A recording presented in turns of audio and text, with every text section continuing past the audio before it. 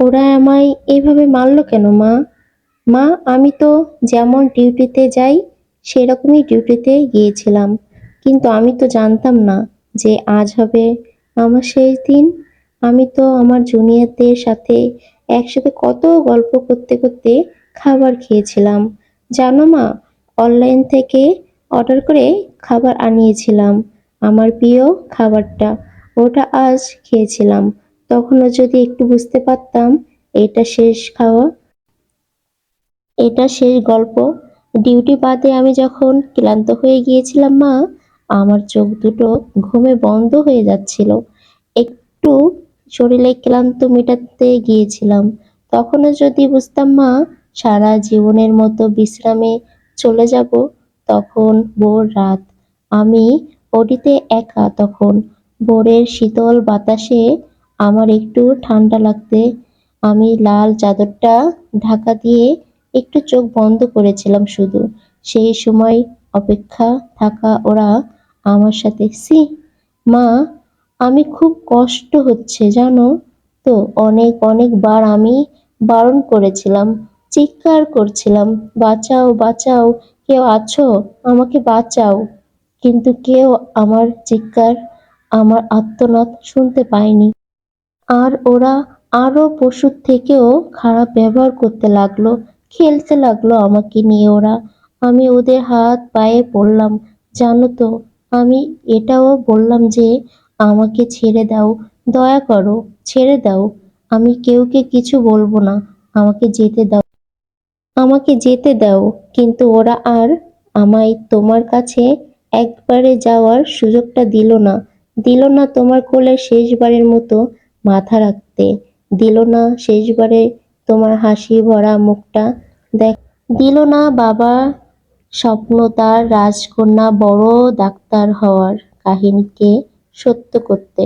আমার গলা টিপে ধরে, নিজেদের সব শক্তি দিয়ে আমার গলা চেপে ধরে। জানো মা, আমি অনেক চেষ্টা করেছিলাম বাঁচার, কিন্তু হয়তো আজ ভগবানও চায়নি যে আমি হয়তো বেঁচে থাকি। ওই পশুদের শক্তির কাছে আমি হেরে যাই, আমার গলার হাড় ভেঙে যায়। ওরা আমায় ওইভাবে ওইখানে ফেলে রেখে চলে যায়।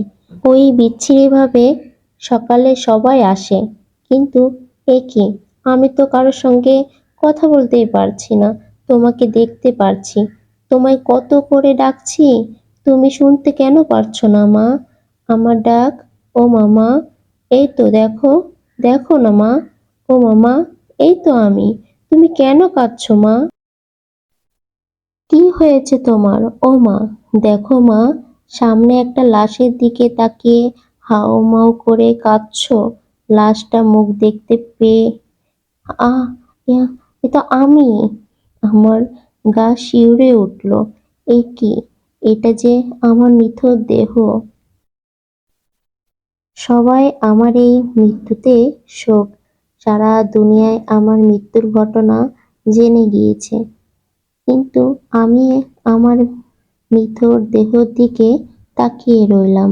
আমার শেষটা তো আরো ভালো হতে পারতো মা, দেখো না মা, ওরা আমার মুখের দেহের কি বিচ্ছিরি অবস্থা করেছে, দেখো মা, আমি চিৎকার করতে ইচ্ছা করছে, কিন্তু আমার আওয়াজ এখন কেউ শুনতে পারছে না।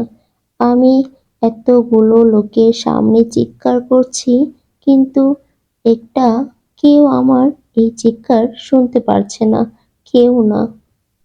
একটা মেয়ে বড় শত্রু, আর একটা মেয়ের অসাধারণ লেখা। আমি চাই এগুলো ভাইরাল হোক, সমাজকে জাগ্রত করেন। সবাই ভিডিওটা শেয়ার করে দিবেন। ধন্যবাদ।